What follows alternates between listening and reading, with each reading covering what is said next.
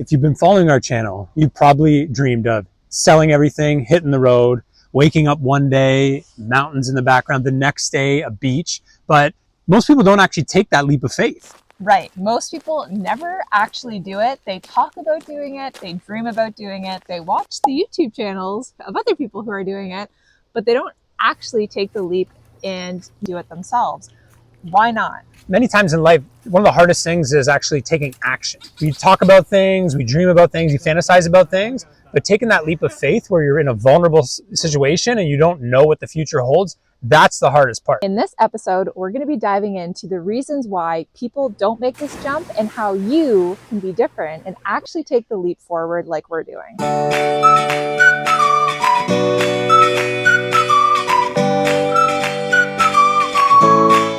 If you're new to our channel, my name's Chad and this is my wife, Rebecca. And we currently have our house listed for sale to move into an RV full-time and travel the road.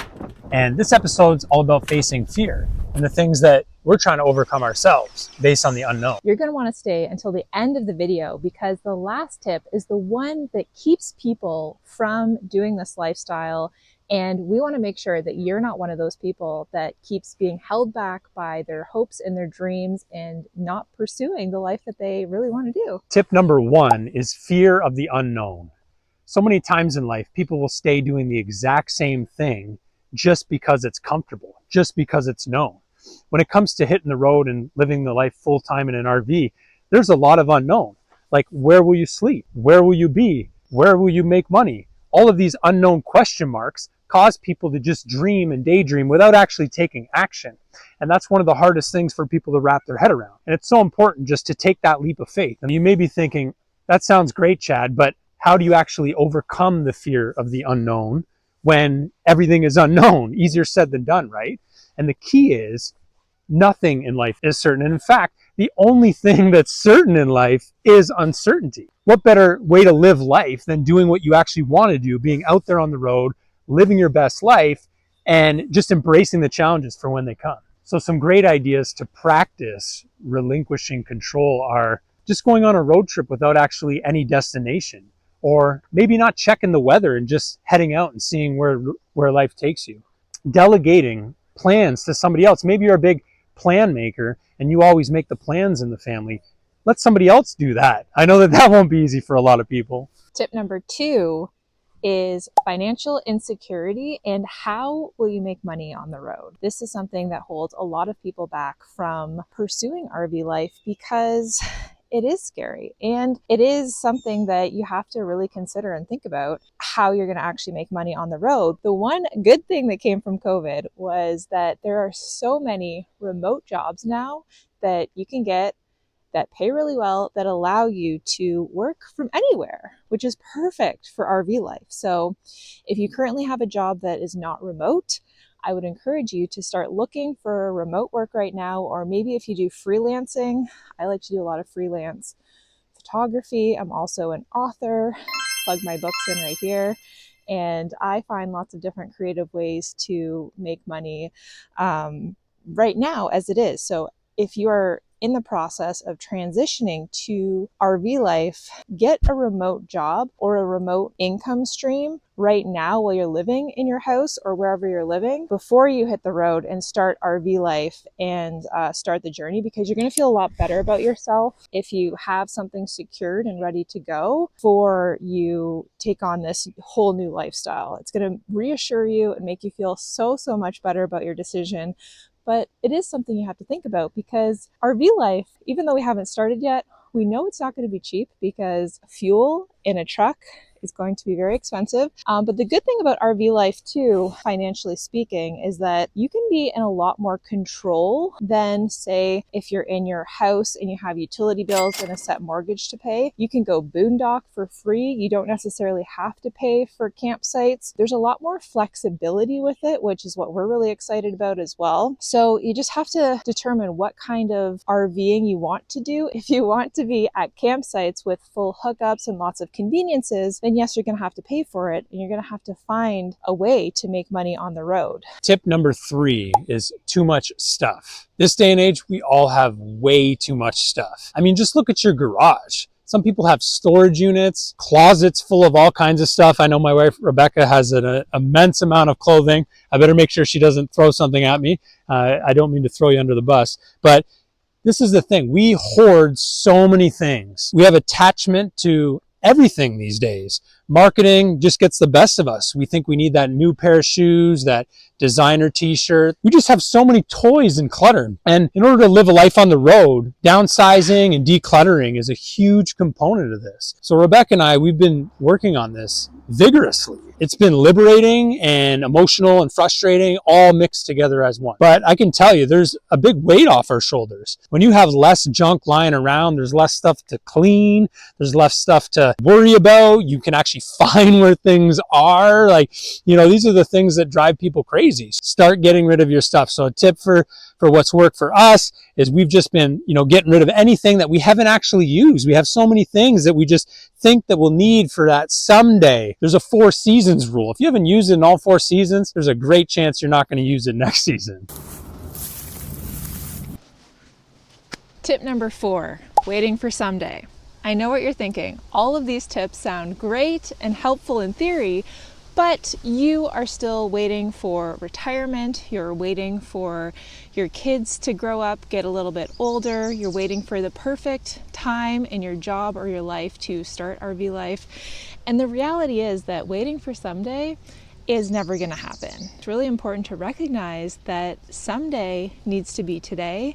And it's so important to start living the life that you actually want to live right now, because anything can happen. If this is a dream that you have in your heart, it's really important to recognize that and make that a reality. I know that it might logically sound like the smart thing to do to wait until retirement or wait until your kids get older, but the reality is that there's always going to be something that's going to prevent you or get in the way of you pursuing that, even at that time. Even when you do retire, maybe your health won't be where you need it to be in order to do this active lifestyle, or if your kids are, maybe older, and in your head you're thinking like, that would be the better opportunity to wait till my kids are older to start doing this.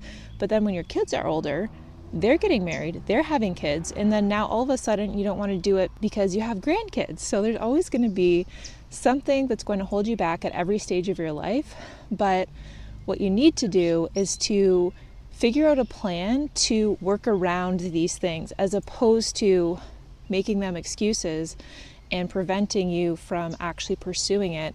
There's lots of different creative ways that will help you to implement strategies to still see your kids, still work the job, not wait until retirement, get a remote job, and start living the RV lifestyle now, because someday needs to be today. All right, tip number 5, lack of support. I get it. We've been hearing the exact same thing too from family and friends. Things like, what are you, crazy? Are you guys nuts? Have you lost your mind? Sound familiar? Exactly. And so most people can't fathom doing this. I mean, it's a very risky, quote unquote, thing to do. But I'm here to let you know that we're on the same page. Life is full of risks. So when it comes to support, family and friends, the thing is, they just want the best for you. And it makes sense that they're concerned, because people think about their own best interests. They think, well, I'm not going to see you that much. Or what if something happens to you? Or what's this next chapter going to look like with our relationship? So these are all valid concerns. And I think it's important to have empathy for friends and family that just don't understand it. And I'm sure there's many things that they do in their life that you don't understand either. And so having some grace, empathy towards these people goes a long way. But please don't let that hold you back, because just how you don't have a lot of support for this decision you're trying to make, I can tell you there's hundreds of thousands of people that are embracing this lifestyle, and you'll have a huge community like us right behind you for every step along the way. Tip number 6 is fear of judgment. Living in trailer parks or in trailers or RVs that are not stereotypical of what our society thinks to be acceptable can have a little bit of a stigma to it. That's just because we've been so conditioned to believe that we need to have the house, the car, the white picket fence, the whole freaking thing.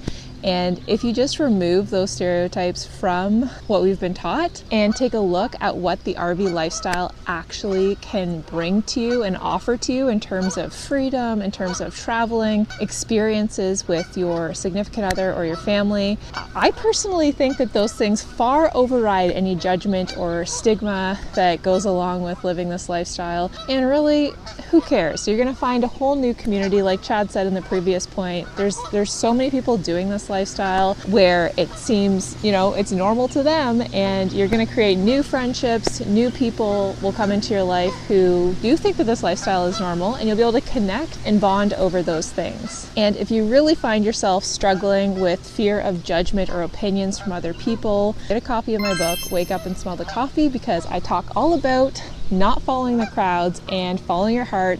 And I document in that book how exactly to do that, because I've always been somebody who likes to just do my own thing, go in my own lane, and not give a shit about what anybody else thinks about my decisions and how I live my life. And so I really wanted to write that book to create a roadmap for other people to be able to do the same. And now for the tip that you've been waiting until the end of this video for, very patiently or impatiently, number 7, analysis paralysis, and not being able to make any decision and being really overwhelmed by all of the options that are out there.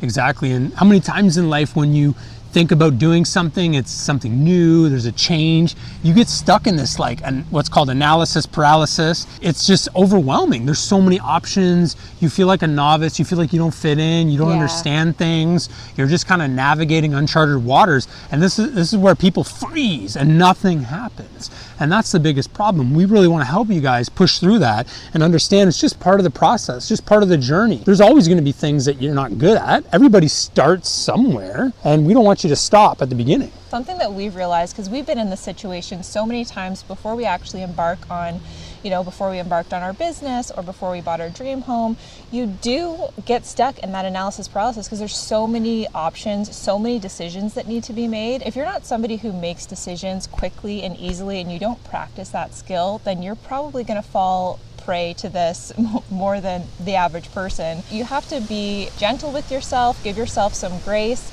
and start making lists and keeping track of different options so that you know when you get to that point of needing to make a decision, what the decision should be. I personally think it's really important to do your research, but I think there's also a fine line of too much research and just getting stuck and oh, I want to make sure I make the right decision or the best decision. But honestly, the best decision is just making a decision. So one of my favorite lines is just start now, figure it out later. You can get stuck in this kind of gray area where you never do anything. You just keep daydreaming, thinking about this different lifestyle. And then what happens is years go by and you haven't even taken your first step yet. So it's really important to start making decisions, even if they're really small baby steps along the way. Like maybe you start decluttering. Maybe that's your first step towards living the full-time RV lifestyle, and that's just one little step that needs to happen in order for you to put your house for sale and then list it for sale. Just take it one little step at a time, and that'll really affirm your ability to make decisions and make them quickly and feel confident in them as well. Yes, we'd love to hear from you guys in the comments below. Let us know what you're struggling with. Where do you feel paralyzed? Where is this analysis just overwhelming you? Maybe it's the RV you're choosing. Maybe it's when you're gonna full-time RV, what type of environment you wanna be in when you do it. We're super excited that you guys are joining us on this journey. Please subscribe if you haven't already. We're just getting started. You'll see all the struggles. It's not gonna be cupcakes and rainbows. We're excited to have you here. Hey, Garrett.